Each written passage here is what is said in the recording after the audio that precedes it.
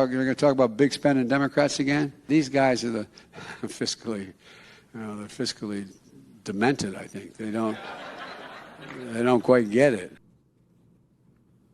Man, I can't believe I'm saying this, but I agree with Joe Biden. Kind of right. Joining me now, Harmeet Dhillon, hopefully the next RNC chair. Election is next week, January 27th, I might point out. Wait, that is next week, right? Oh, 10 days from now. All right. Harmeet, Republicans do spend too much money. It's just the bottom line. They spend way too much money, not just at the RNC where they blow through money like it's going out of style. Republicans spend too much money. This is a fair criticism when Democrats get it send it our way.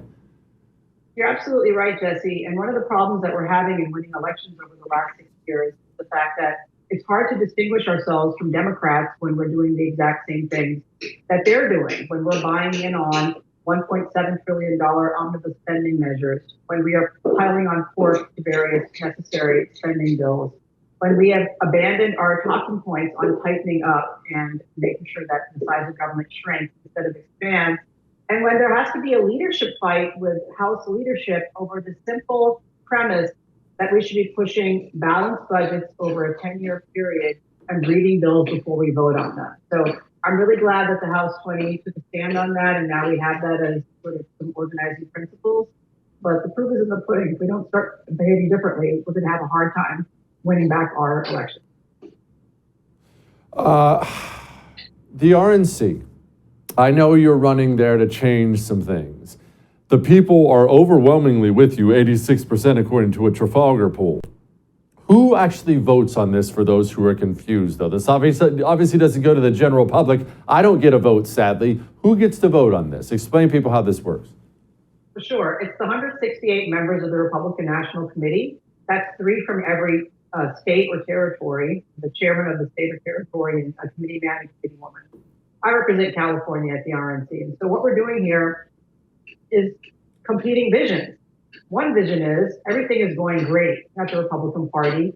There's no need to change course. You should be happy with how it's going.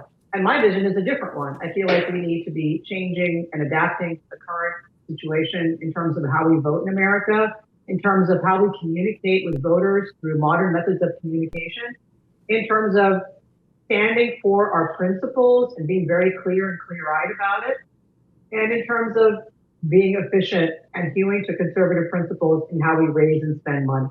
And I don't think anyone can objectively look at the fact that we've lost multiple governorships, the House, the Senate, and the White House, and we barely have the House back now, and say this is a success. It's not a success.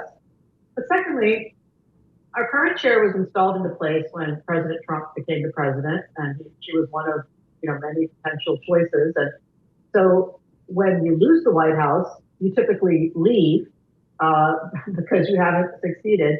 And so she didn't leave 2 years ago, and people gave her a third in what she promised to be a final term.